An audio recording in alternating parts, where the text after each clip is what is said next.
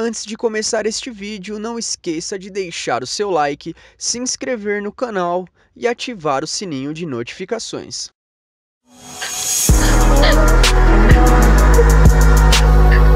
Olá pessoal, sejam todos bem-vindos ao canal Quimicamente Falando. Eu sou o professor Jonatas e hoje daremos sequência à elaboração do caderno do aluno de segunda série do terceiro bimestre. Lembrando que essa é a aula de número 3 e toda a aula eu falo assim: se você não assistiu a aula anterior, acesse o link na descrição. Só que para essa aula eu vou falar diferente. Se você não assistiu às aulas de número 1 e 2, que essa é a nossa aula de número 3, cara, você não assista essa aula. Você precisa assistir a aula 1, saber determinar a polaridade de uma ligação, certo? Você tem que saber o que é polaridade de uma ligação, que nós vamos utilizar na aula de hoje, e você precisa também saber o que é geometria molecular, que foi a aula de número 2, gravada em parte 1 e parte 2. Então, estou colocando essas duas aulas, na verdade são 3 aulas, né, porque a aula de número 2 ela teve 2 partes. Eu estou colocando essas 3 aulas, o link das 3 aulas na descrição do vídeo. Se você não assistiu, cara, a aula 1 e 2, não assista essa aula porque você não vai entender, beleza?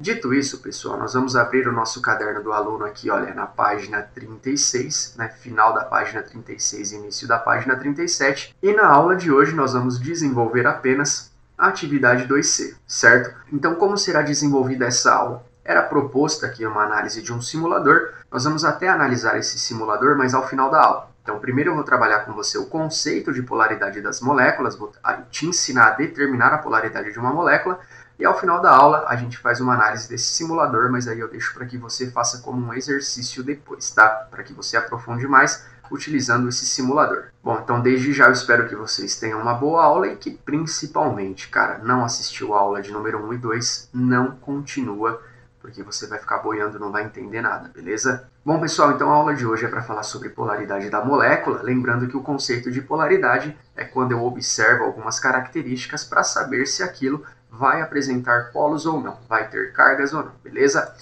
Só que agora nós estamos falando das moléculas, lembrando que na aula de número 1 nós falávamos sobre polaridade, mas das ligações. Analisávamos a ligação entre dois átomos e observávamos se daquela diferença de eletronegatividade teria ou não polos. Agora nós vamos analisar uma molécula como um todo. E outra coisa muito importante é que esse conceito se aplica a substâncias de ligação covalente, tá? Substâncias de ligação iônica se apresentam em retículo cristalino, a estrutura deles, né, é um retículo cristalino, e nós já sabemos que as substâncias iônicas sempre serão polares, tá? Porque elas apresentam uma grande diferença de eletronegatividade.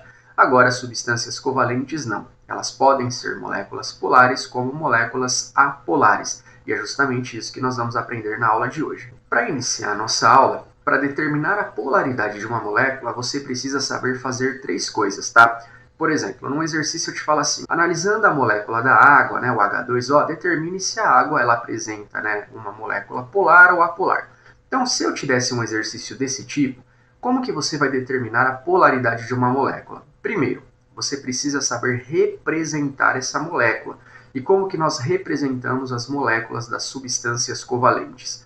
Através da geometria molecular, que nós aprendemos que podem ser linear, angular, triangular, piramidal e tetraédrica, certo?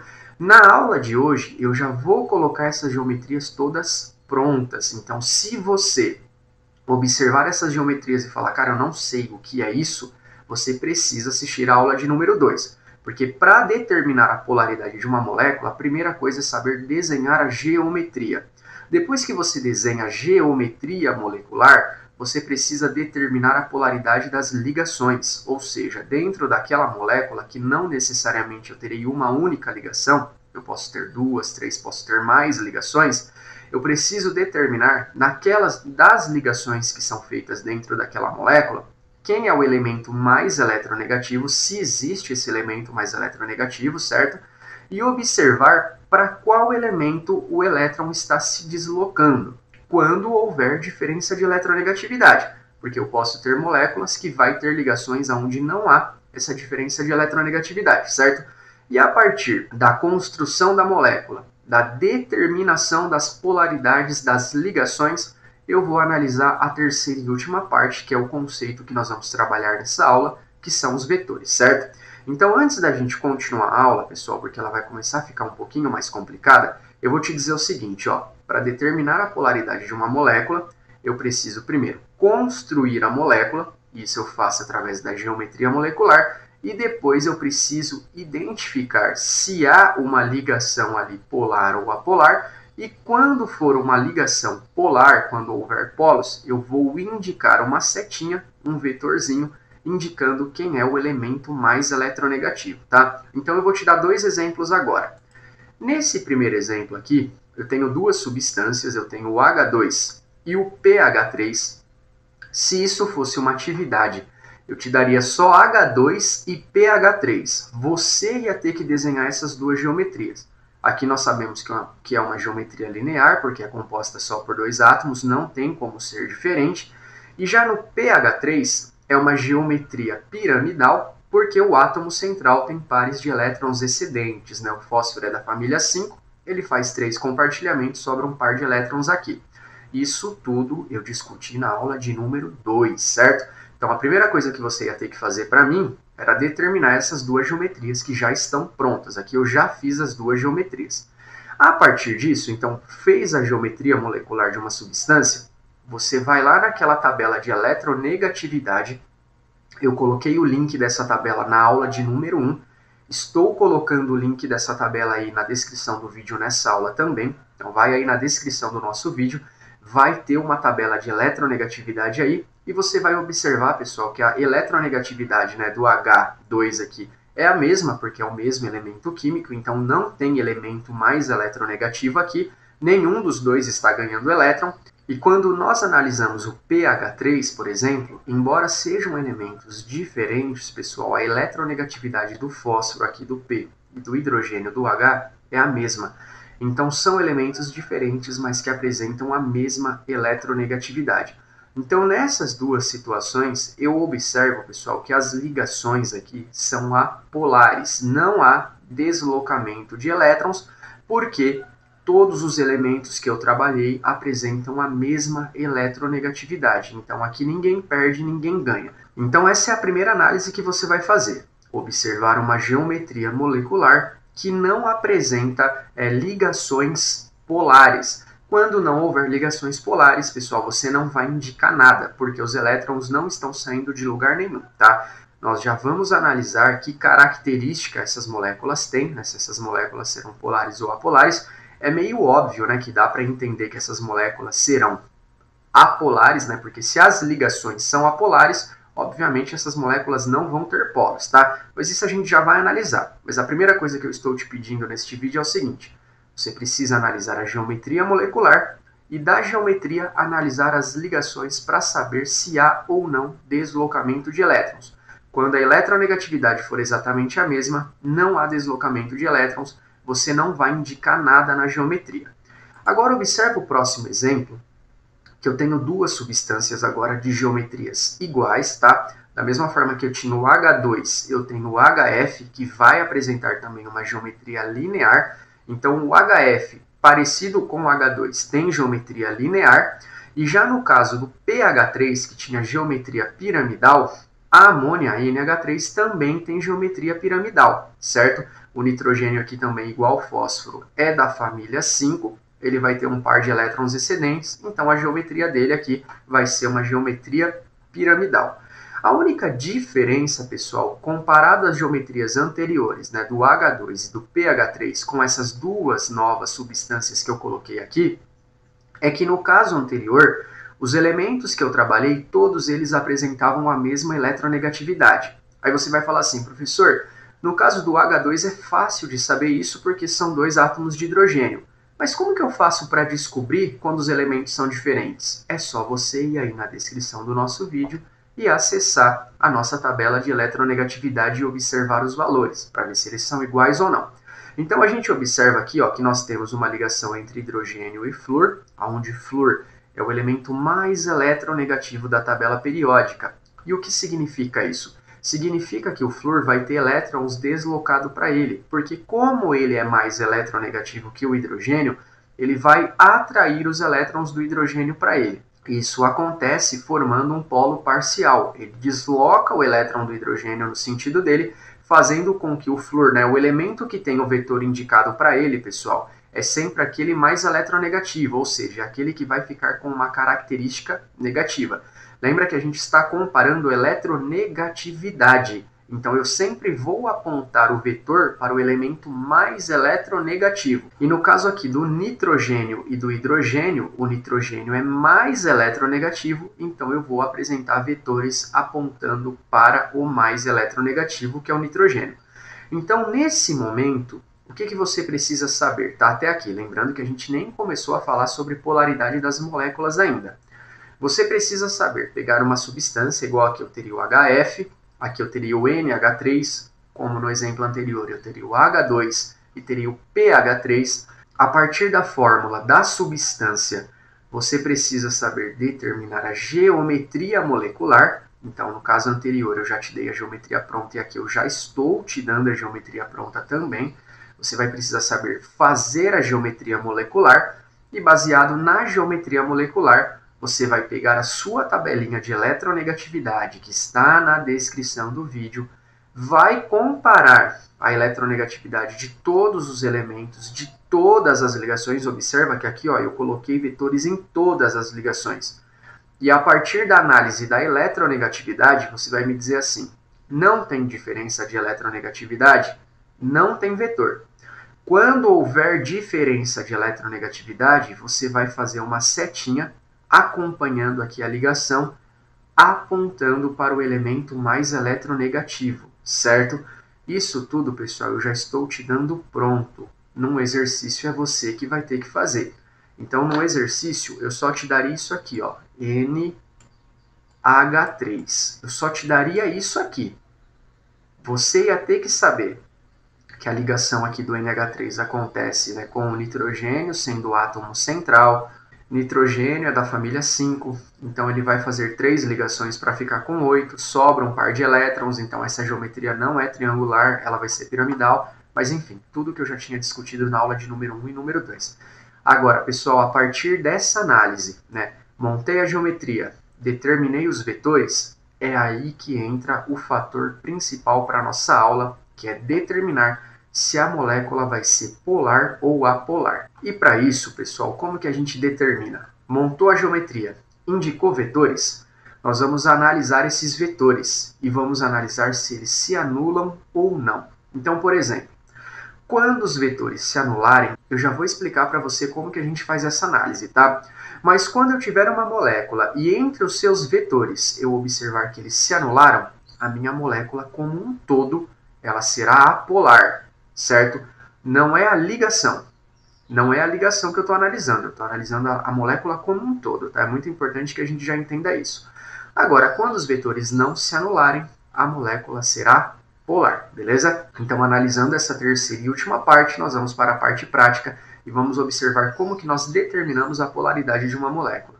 Bom, pessoal, então para a gente ganhar tempo, né, e ficar evitando algum trabalho desnecessário nessa aula, eu peguei várias geometrias, começando lá pela linear, depois angular, triangular e assim por diante. De várias geometrias que eu peguei, eu vou determinando para você as possibilidades. Então, você pode ter uma geometria, às vezes, linear, que vai ser polar, mas que também pode ser apolar. Depende da substância ali que é formada e do agrupamento dos elementos que a compõem. Por exemplo, nesse primeiro caso aqui, nós temos a substância H2. Essa substância forma uma geometria linear e, como nós já observamos, não há diferença de eletronegatividade. Então, a ligação aqui, a ligação aqui será apolar, não há deslocamento de elétrons. Se na minha substância, se na minha molécula não há nem ligação polar, né, se a própria ligação já é apolar, se não tem polo nem na própria ligação, como que a molécula vai apresentar polos se esses elementos apresentam a mesma eletronegatividade? Então, a primeira coisa que eu já vou te ensinar, cara, de uma forma bem simples, é que assim, olha, toda molécula formada por elementos que não apresentem diferença de eletronegatividade, ou seja, toda molécula formada por elementos iguais, H2, O2, N2, Cl2, I2, F2, por exemplo, toda substância covalente formada por elementos iguais, embora o pH3 é uma substância formada por elementos diferentes, né, mas tanto o fósforo quanto o hidrogênio apresentam a mesma eletronegatividade, você vai observar que quando não houver diferença de eletronegatividade nas ligações, a molécula também não vai ter polos, tá? Então, nesse primeiro caso, a minha molécula ela vai ser apolar. Quando não houver vetor, porque só tem vetorzinho, né, eu só indico um vetorzinho lá, apontando para mim, quando um dos elementos é mais eletronegativo. Nesse caso aqui, nenhum dos dois é mais eletronegativo. Os dois têm a mesma eletronegatividade. E para toda circunstância assim, a minha molécula sempre será apolar, beleza? Agora, quando os elementos forem diferentes, tá? Quando tiver elementos diferentes, a gente precisa analisar se os vetores se anulam ou não. Mas quando não houver vetor, a molécula é apolar. Observando o próximo exemplo, eu tenho o HF. E o que eu observo do HF? Eu montei aqui a minha geometria, que é linear. Lembra que no exercício, cara, é você que vai fazer isso, tá? Então, numa prova eu ia colocar assim para você, olha, dada a substância HF, determina para mim, né, a polaridade da molécula. Então, você foi lá, determinou a geometria, que é uma geometria linear, observou que o flúor, pela tabela de eletronegatividade, que isso seu professor com certeza vai te deixar consultar, você não é obrigado a ficar decorando isso. Algumas coisas você memoriza pela prática de exercícios, tá? Mas ficar decorando, cara, não é uma boa ideia não, tá bom? Então você analisando a tabela de eletronegatividade, vai observar que o flúor é mais eletronegativo e vai fazer o vetorzinho aqui apontado para o flúor. Então aqui você já fez a geometria, determinou o vetor para, né, o elemento mais eletronegativo e agora nós vamos analisar se esse vetor se anula ou não.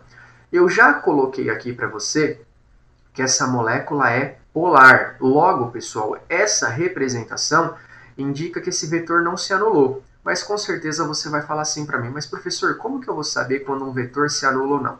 Então, quando eu tiver uma geometria linear, onde eu tenho um vetor apontando, somente um vetor apontando para um único lado, eu vou analisar isso como se fosse um carro. Na física, a gente aprende que vetor indica um sentido e uma direção, certo? Então a gente vai entender, pessoal, que essa seta é como se fosse uma seta indicando um trajeto para um determinado carro. Essa seta ela vai nessa direção e a gente observa que dentro dessa geometria não há nada que se opõe a ela. Não tem nenhum outro vetor fazendo uma força contrária.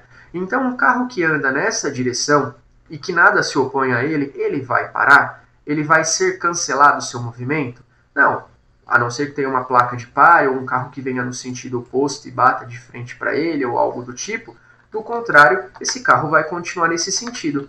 Então, quando eu observo uma molécula onde o seu vetor ela apresenta um único vetor e esse vetor aponta para um lado só, né, indicando que não há nada que se opõe a ele, esse vetor não será cancelado, logo eu tenho uma molécula polar. Então, essa molécula ela vai ser polar, beleza? Analisando a sua geometria, a polaridade da sua ligação, o vetorzinho da sua ligação, eu observo que não se anulou, então será uma molécula polar.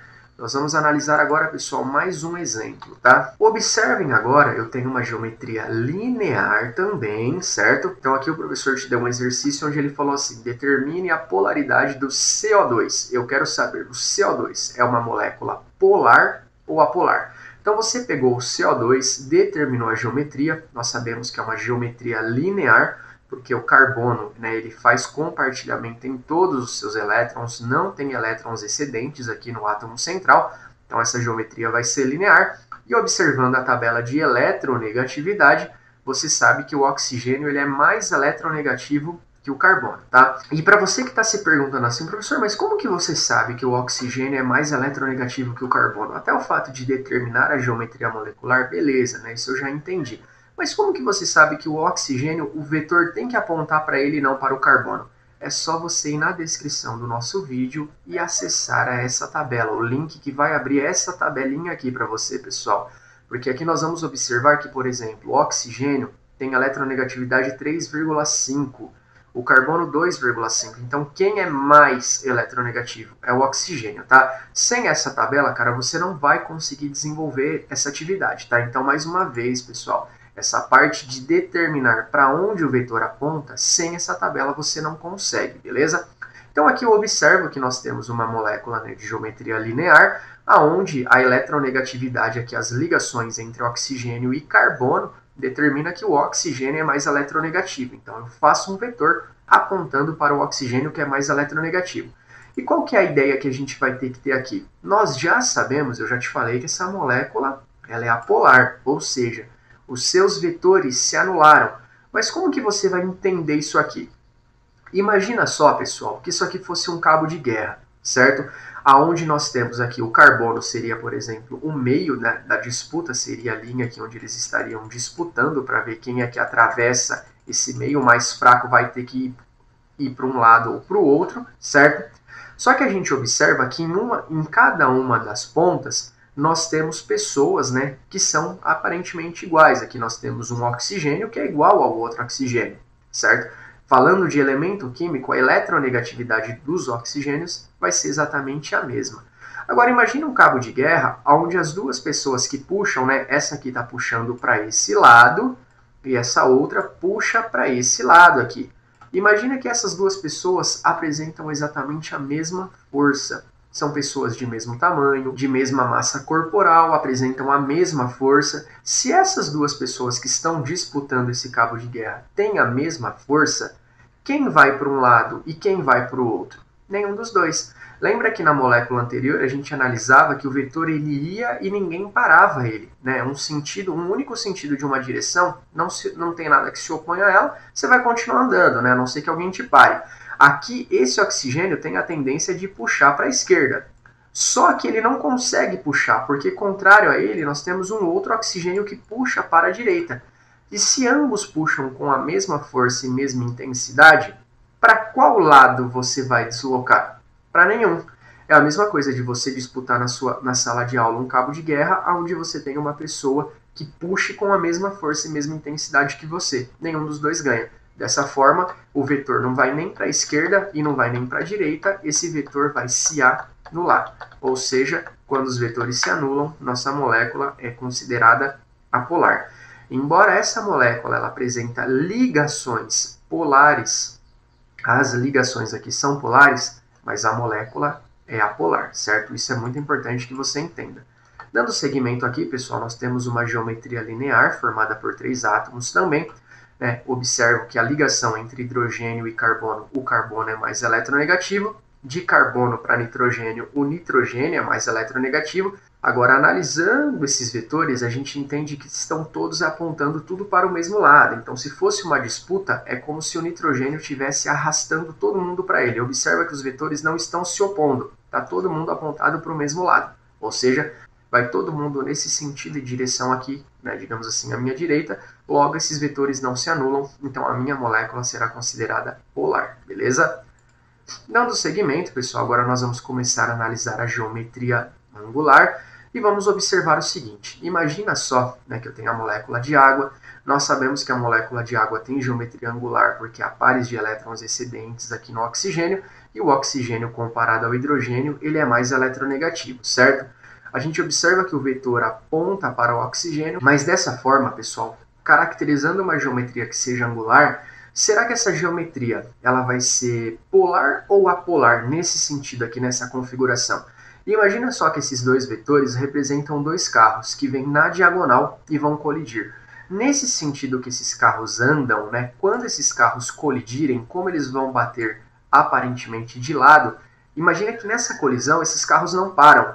Como eles batem como se fosse nas laterais, esses carros batem e são empurrados nesse sentido aqui, ó. Eles vão bater, um carro se choca com o outro e são empurrados nesse sentido. Ou seja, os vetores não param. O sentido e a direção aqui que nós estamos aplicando a força, digamos assim que ela não para. Dessa forma a gente analisa que esses vetores não se anulando, a molécula será polar, certo? Pessoal, agora analisando aqui essa molécula, né, analisando aqui o OF2, é uma molécula angular também, né, que apresenta geometria angular, onde o flúor é o elemento mais eletronegativo.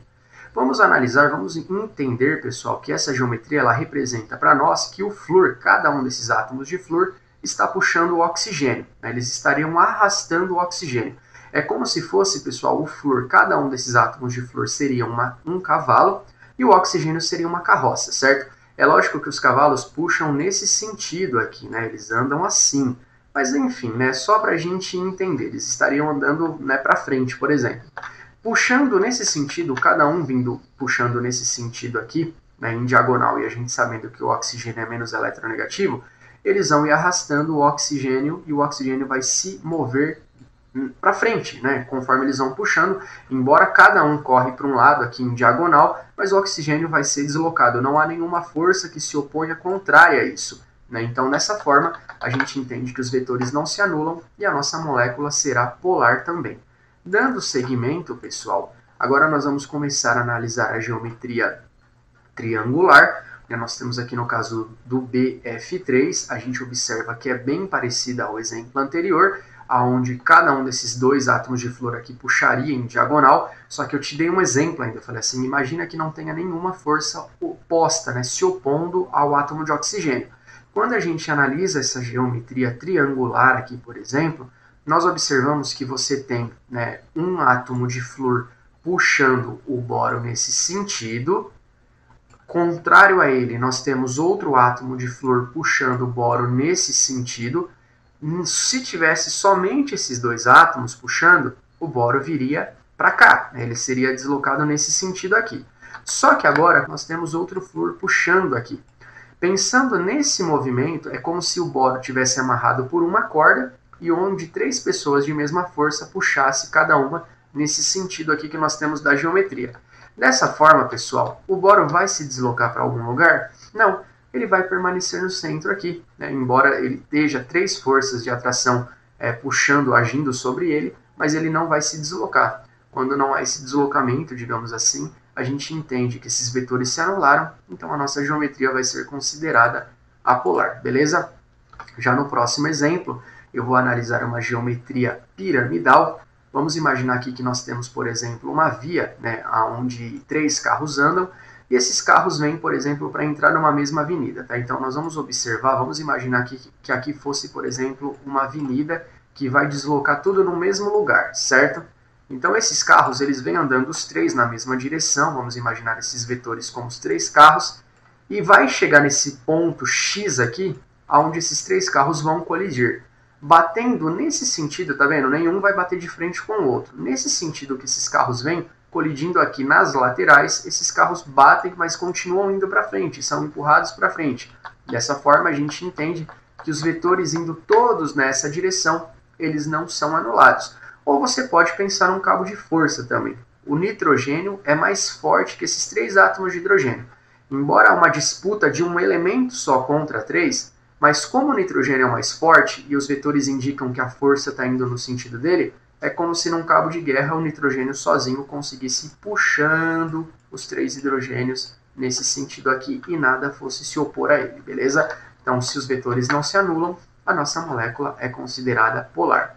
Dando seguimento, pessoal, nós vamos analisar agora um outro exemplo, tá? Onde as pontas da minha geometria piramidal serão mais eletronegativas. E agora, pessoal, é só você entender que o flúor está disputando a força aqui com o nitrogênio, sendo esses três átomos de flúor mais fortes, eles vão puxar o nitrogênio, vão arrastar o nitrogênio, e não tendo nenhuma força se opondo a esse movimento, o nitrogênio vai se deslocando no sentido dos vetores aqui. E por último, pessoal, nós temos um caso de geometria tetraédrica, tá? Eu vou dar 3 exemplos para vocês, mas a gente analisa que nessa primeira substância aqui, como o flúor é o elemento mais eletronegativo, o vetor indica, né, aponta para ele.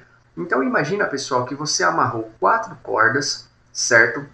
O meio dessas cordas seria o átomo de carbono, e nessas 4 cordas, cada uma ponta você tem uma pessoa puxando. Uma pessoa puxa para cima, outra puxa para baixo, uma para a direita e outra para a esquerda. Só que essas pessoas apresentam todas a mesma força. Essa disputa vai deslocar para algum lado? Não. Se todos eles têm a mesma força, eles vão ficar disputando, mas ninguém vence. Ou seja, esses vetores não se deslocam, então eles se anulam. Dessa forma, eu considero que a minha geometria é apolar. Num outro caso, nós temos também os vetores apontando todos para o átomo central, numa geometria tetraédrica, que é quando o carbono for o elemento mais eletronegativo, por exemplo. Né? O hidrogênio ele é menos eletronegativo que o carbono. Imagina que 4 carros vão bater. Então vem um da esquerda, um da direita, um de baixo e um de cima. Então eles vão bater tudo aqui no mesmo lugar. Se esses carros batem todos nesse sentido, igual dois carros que batem de frente. Eles batem de frente e param, né? Eles não batem e são arremessados, né? Às vezes pode até ser arremessado para trás, mas enfim, mas geralmente dois carros batem e ficam ali naquele mesmo lugar. Então nesse caso aqui a gente analisa que se 4 carros vêm todos no mesmo sentido, eles batem e vão ficar todos parados. Se os vetores param, se eles se anulam, nós consideramos que essa geometria é apolar. E por último, pessoal, nós temos um caso aqui onde eu tenho uma geometria tetraédrica, onde todas as pontas vão apontando sempre para o mesmo sentido, tá vendo? Essa geometria tetraédrica é como se esses 3 carros estivessem andando nessa direção e aqui nós já tivéssemos um carro seguindo nessa direção. Indo todos para a mesma direção, esses vetores não são anulados e isso é considerado uma geometria polar. Pessoal, o que é muito importante que você entenda nessa aula de hoje? Quando nós falamos de polaridade da molécula, primeiro ponto você tem que saber desenhar uma geometria molecular, que é linear, angular, triangular, piramidal e tetraédrica. Depois, através da tabela de eletronegatividade, dessa tabelinha aqui, determinar os vetores. O vetor aponta sempre para o que tem número maior, o mais eletronegativo. Agora, saber se o vetor se anula ou não, isso vai muito da sua criatividade. Você pode pensar em um carro andando, você pode pensar em um cabo de guerra. Você vai perceber que há vários professores no YouTube que usam vários exemplos diferentes, navios andando no mar, aviões, enfim, né, pessoas correndo, sei lá. Você vai pensar em várias ideias diferentes, mas todas para representar a mesma coisa, que é o sentido. Eu vou te dar uma dica, cara. Usa a sua criatividade e sempre observa para onde as setas estão apontando e se há alguma seta que se oponha àquela. Se houver uma seta que se oponha, né, se tem uma seta se opondo, a gente vai entender que vai se anular. Se não há, pessoal, é só você pensar numa direção. Igual aqui, ó, todas as setas apontando para o mesmo lado, nada se opõe. Então, quando não se opõe, os vetores não se anulam, polar. Quando se anula, quando os vetores se anulam, quando há algo se opondo àquilo, né? Que nem nesse caso, essas setas estão indo para cima, mas opostas a ela vem uma que desce. Então a gente entende que se fosse, por exemplo, um acidente de trânsito, algo aqui vai bater e vai parar, né? Num movimento, né? Pensando em movimentação entre essas setas, há algo se opondo a essas setas que sobem porque tem uma que desce, beleza?